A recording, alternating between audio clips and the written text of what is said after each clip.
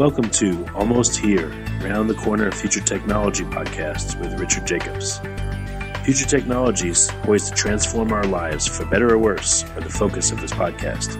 Almost here means these technologies are now here and starting to be used, or just around the corner, from Bitcoin to artificial intelligence, 3D printing, blockchain, virtual reality, and more. Hello, this is Richard Jacobs with the Future Tech podcast. My guest is McLean. He's the CEO of Spark Invest. The website is sparkinvest.com. So McLean, thanks for coming. How are you doing today? I'm doing great, Richard. Thanks for having me on today. Yeah, tell me briefly about Spark Invest. What's the premise of the company? Sure. So Spark Invest, it's an equity crowdfunding platform that gives access to your average retail investors, gives them the opportunity to invest in early stage non-public companies that are poised for growth. So how does it fit in with Kickstarter and Indiegogo and some of these other crowdfunding platforms? So I would say it's somewhat of a competitor to the Seed Invest and the other two that you just mentioned. We do take a bit more of an entrepreneurial look at it, given that most of the management team at Spark Invest has either started companies, sold companies, has been in the trenches for some time, even today at this point. But I would say a large differentiator from the ones that you mentioned are, we're not allowing companies that just have an idea onto our platform. We seek out companies that have got a proof of concept, ideally have some revenue.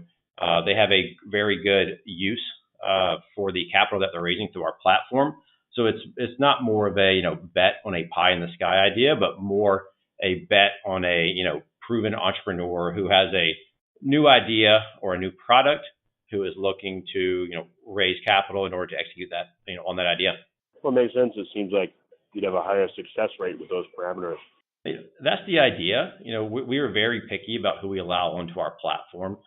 Candidly, we would only allow companies onto our platform in which we would strongly consider investing ourselves. And so not that we invest in everything on our platform, but we want to have a high success rate. And really weed out the companies that are just creating an app or something that's not really solving a problem. So if you're coming to us to create an app to be bought by Facebook, we probably wouldn't consider it. But if you're actually setting out to change something of substance and add something, I would say to the world in general, we will take a much harder look at that. Well, how do companies view crowdfunding? Is it the type of company that is established looking to do crowdfunding, or is the common perception that it's only for startups that just have an idea? I think the perception is just for startups that are, looking for capital so that someone can go quit their day job and get funded in order to, work on their dream. Whereas, we like the entrepreneurs that have been at it for a year or two and kind of bootstrapped it to date, finally have a few customers, launch their first product, and are really just need this capital injection, pre, some kind of VC round or other form of financing, but they're kind of at the cusp of being able to take it to the next level and start the true, I would say, Series A, B, C rounds down the road. So in general, our companies have been funded by the entrepreneur and by the owner who has a lot of sweat into the deal at the moment and are looking for something outside of friends and family capital from a wide array of investors. So why aren't you going at this as an incubator or VC type of vehicle? Why crowdfunding? So we are going to, through the crowdfunding kind of, idea, we do utilize Reg CF, which allows the entrepreneur to raise up to $1,070,000. And that was a gift of the Jobs Act back in 2012. That's been very underutilized to date. And, we're a large believer in that, the entrepreneur, if you have a great idea, you should not, raise a VC round and essentially become an employee of the VC or give up, the bulk of the equity in your company or your idea because somebody has a, large check they're willing to give you. So we like to have, an entrepreneur who, ultimately could be the largest benefactor of their idea as well as our investors, right? I mean, the bulk of the, return that investors see is, not Series A, B, or C round because the average retail investor does not have access to that. We want to get in and we want to get our investors in to underlying transactions that are very early on in their life cycle, so that the investor and ultimately the entrepreneur are the largest benefactors down the road. So the Spark will set up the crowdfunding, but does it participate as a equity investor or as an incubator, or does it have other functions besides setting up the crowdfunding? Well, we're setting up the crowdfunding. We're also, constantly, marketing for investors, for the entrepreneurs that are on our site. We typically do not invest in the deals that are on our site. If somebody at our company wants to, that is their own discretion, right, as an individual to do that. I will say that the bulk of the deals that we have on our platform, we have all vetted them internally, and we think that they're good, typically, okay investments, and that they're not fraudulent. The actual plan, is, interesting, and they're real innovative ideas that could, change the world, ideally. So, but we do not have a, bespoke fund or anything of that nature that invests in the companies. We do vet them highly. We tend to take a lot of time up front, making sure that, the information that is going to be given to investors is accurate. There is a requirement for audited financials depending on the amount of money that you're raising. And so we do a lot of that in order to kick out the investments that are, that are just serving one purpose, and that purpose is typically not the investor. So what about the people that actually do the investing, the crowd participants? Are they vetted, or are they a different breed of person on your platform? It's the average retail investor. So, through Reg CF, there's no accreditation status. So it opens up this, seed round world to the universe. The minimum investment on Spark Invest is $250 per investment. So it really makes it available to, just to the common individual. So, and it's a very easy process to get signed up. It takes about 5 minutes to then start, for the underlying investor to start viewing the underlying investments. But no, the investors are just your everyday person. Yeah, I just didn't know if you were attracting a different type of person because of the all the vetting that you do. When you communicate that to people looking at companies on the platform, again, do you see that they react in a certain way? Do you feel like you're getting a different crowd of people than Kickstarter, Indiegogo, et cetera? In general, we're getting investors that are, I guess I'd just say, smarter than most investors that are out there. We also do have interest, from more institutional investors to invest through our platform, which is a big compliment to the platform. But in general, these are very well vetted ideas that need an audience, and we do tend to attract investors that are taking things seriously and not investing on a whim, but actually doing some diligence and then ultimately investing. Are there certain industries that you're seeing higher prevalence of versus other platforms, or just in general, you're seeing more in certain industries nowadays? From an industry standpoint, it's kind of all over the place. Like things that we don't do are crypto or ICOs, or investments that have management teams that do not have a history of being successful. They've got a very complex business model that's difficult for the average investor to understand, such as dropping words like big data, machine learning, AI, all that kind of stuff. And companies that are just have generic business models are generally not accepted onto our platform. We do hone in on the track record of the entrepreneur, how they're going to execute their business model. One thing that helps quite a bit when raising capital through Spark Invest is how large is the social media following? Who's the underlying customer? Is it consumer based? Is it not consumer based? And again, it's back to the innovative ideas that are different than your kind of run of the mill ideas. So what are some of the companies that have come up in the past or are on there now that you think are really super innovative or you're interested in personally? Got it. So we're launching in December 1, with a handful of companies that are going to, Okay. I think we're going to start out with a dozen or so at that moment in time. And so we're in the process now of recruiting. We're about half filled for the kind of the first offering and first round. So at the moment, we're half full and pushing forward launch on December 1st. What about the promotion? So you'll have a platform with these companies, but in order for them to get funding, they need quite a bit of buzz around them. So, they'll need to do their own marketing. But what about your platform? Are you going to be helping market or promote them? We do, yeah. We have a full-fledged marketing team that's, we've already started that process for our companies that are on the platform.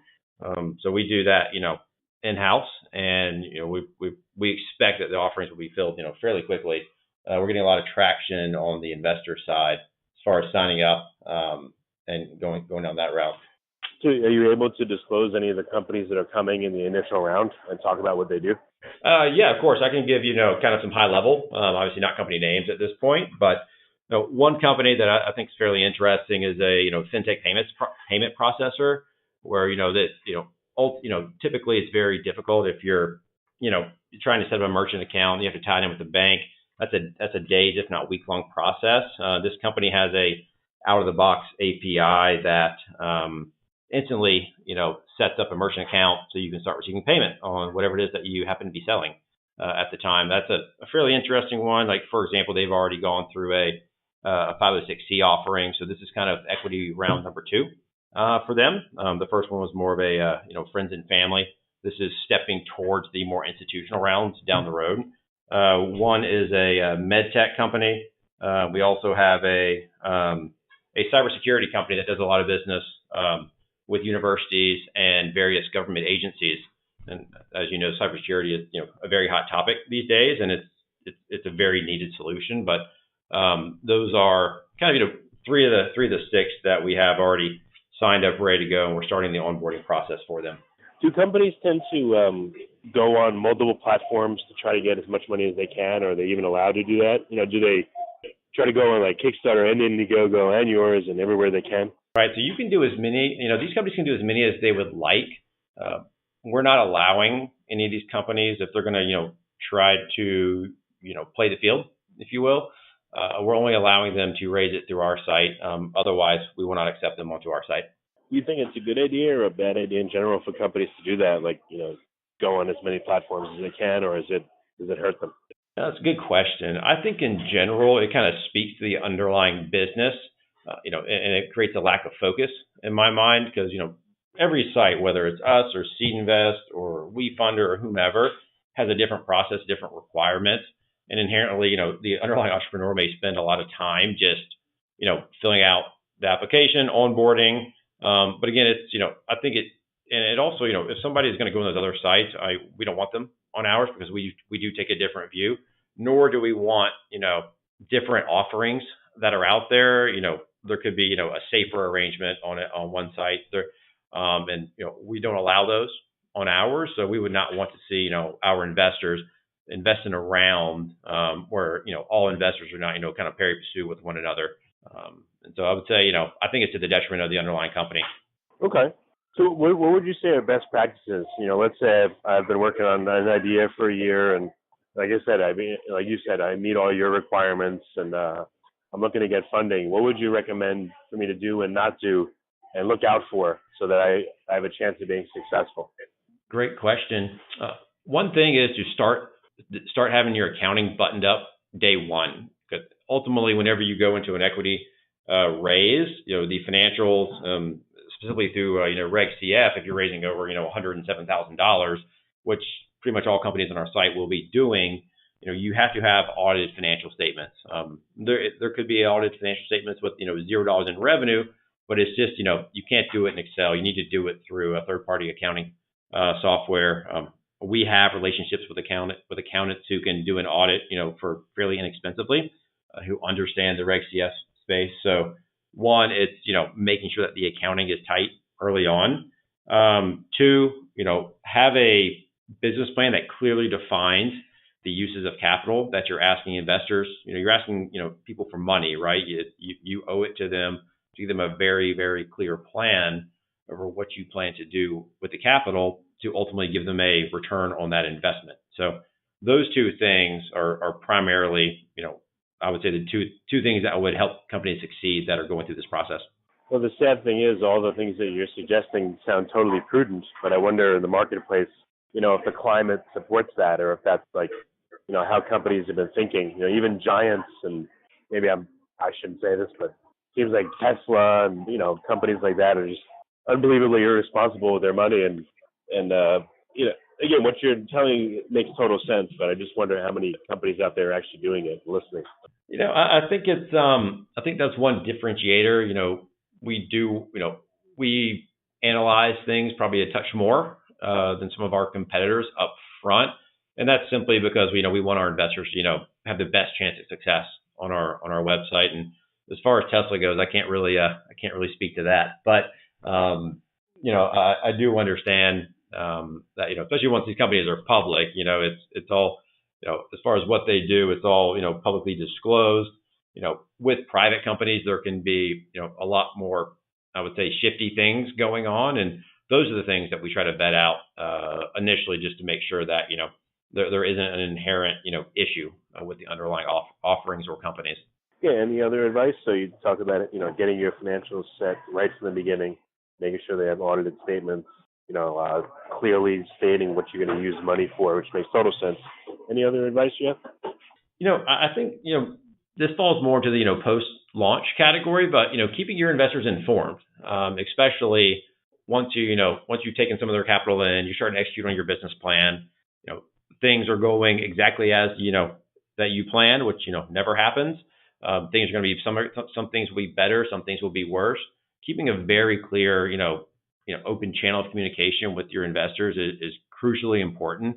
Especially if you execute on your business plan, your chance for future capital from some of these same investors, good, bad, or indifferent, will be higher than if you're leaving them in the dark. What about the amount that you raise? So you just try to raise as much as humanly possible, and can you over raise? And how do you set the expectation on what's possible? Well, currently through Reg CF, you can only raise up to $1,070,000. We are firm believers that that limit's going to be raised to somewhere north of $5 million. We are advocates of that. We're in constant, communication, with the appropriate parties to, do what we can to get that raised. Because, $1,070,000 helps businesses, but if we can go up to $5 or $20 million, the world opens up tremendously, mostly for the investors that are able to seek an above average return for to invest in more mature companies. And we're trying to identify early on the Facebook, the Apples, those kind of companies that get funded through our platform initially. Even if you're really good with controlling your burn rate, I mean, how long would $1 million, after all fees and marketing and everything, how much would you net, first of all, and be able to use, and how long would that keep you alive for before you have to turn to more financing or funding? Sure. I mean, as far as what the companies net, we charge 5% of what's raised, so that's our fee. It's very, very plain, very simple, right? So whatever they raise, 0.95 is what they get. It's as far as what their burn is, that's on a very deal by deal basis. This could be one entrepreneur that is starting to execute who does not need a whole lot of staff, to somebody that needs 4 people, 5 people, 6 people, right? And a lot of it depends on the burn is the path to revenue. If the path to revenue is imminent, obviously the burn decreases once you get to that point. So again, it's kind of on a case by case scenario. Well, it is, but how long? What should be the expectation then? So if I'm all excited about my idea and I come to you and I say, all right, I want to get on Spark, I want to raise that money, I want to hit that $1 million mark. How do you rein in or keep my expectations sane, or based on experience versus just based on what I want or think? Sure. The very tough question, and it's something that we tend to leave between the entrepreneur and the underlying investor. If the entrepreneur is coming in saying, we've got a business plan that's going to million X the underlying capital in a 12-month period, those are some key signs that that's probably not factual. It comes down to, we are very selective on who we let onto our platform, on the issuer side. They need to have a good business plan, and they need to, have some experience, and they need to have a good path to execution and to profitability if they're not, generating revenue already. Yeah, the reason I ask is I haven't gotten crowdfunding ever for an idea, so I just wonder how long on average, would that money last? And should I see it as a very short-term solution, for instance, or is it, it'll get me a couple of years or something on average, or will it only be a few months and I'll have to very quickly go for more funding in order to support my idea? I know maybe I run lean, maybe I don't run lean, but on average, what kind of expectation should it be? How should this fit into the scheme of things? So typically, this form of capital raising is, think of it between friends and family, and after friends and family, before Series A. So there tends to be more raises in the future. Typically, once you get your underlying investors, committed, invested, you start to operate your business plan. That could be anywhere from a few months to a few years, right? And then, assuming everything is going the direction, you can start to go through the VC route, even maybe contemplate a Reg A plus at some point in the future, to go even towards an IPO. But from a individual company standpoint, it varies drastically. Okay, but again, if I'm going to apply to your platform, I'm figuring out some of the requirements that you're saying. So I should have, again, audited financials. I should have reasonable expectations. I'm trying to figure out what those are. The cap I can raise is just a little bit over $1 million.